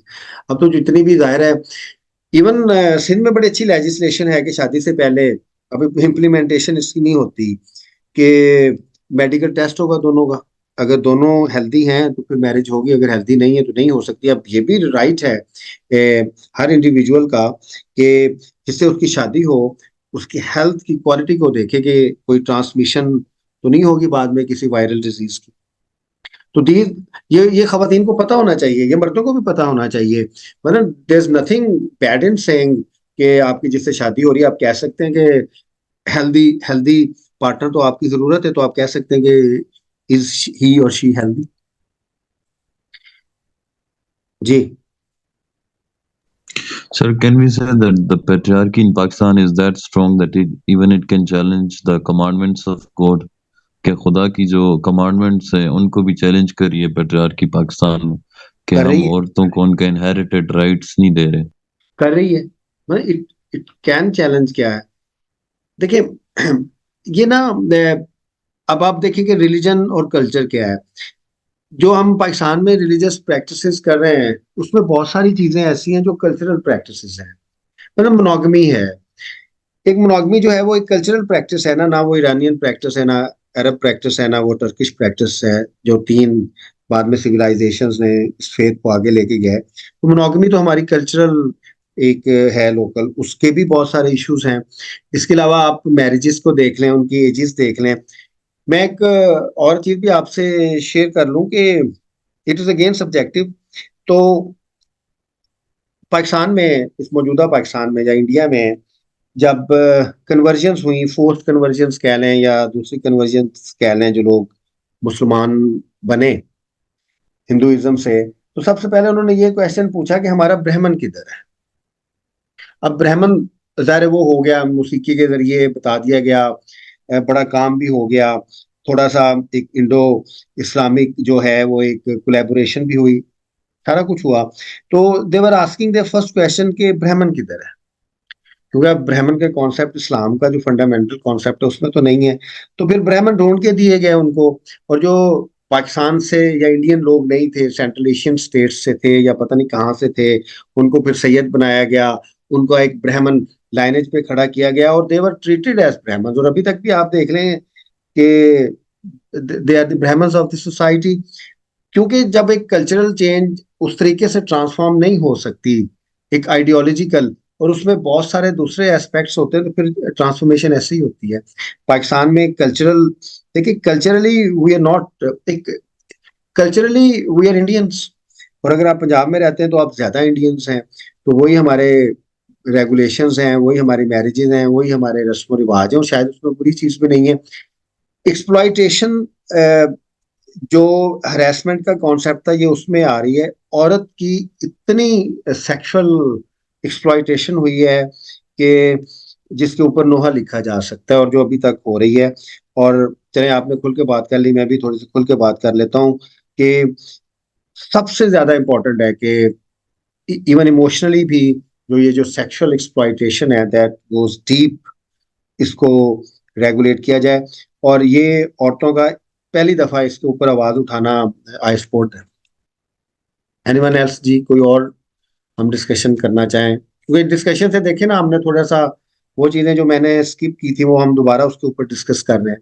कि जो रिप्रोडक्टिव राइट्स हैं वो बहुत इंपॉर्टेंट हैं, फैमिली राइट्स बहुत इंपॉर्टेंट हैं, फिर मैरिज के राइट्स बहुत इंपॉर्टेंट हैं, फिर फैमिली को कैरी करने के राइट्स बहुत इंपॉर्टेंट हैं। उसमें फिर ज़ाहिर है, ये देखिए जब हमने रिसर्चेस की थी तो बड़े बेसिक बेसिक क्वेश्चंस आए थे कि पाकिस्तान के सोशल प्रेशर्स देखें कि अगर शादी होती है तो 6-7 महीने बाद ही पहला क्वेश्चन आता है कि आपकी फैमिली बढ़ रही है या नहीं बढ़ रही। तो इस तरह के एक सोशल बहुत सारे इश्यूज हैं।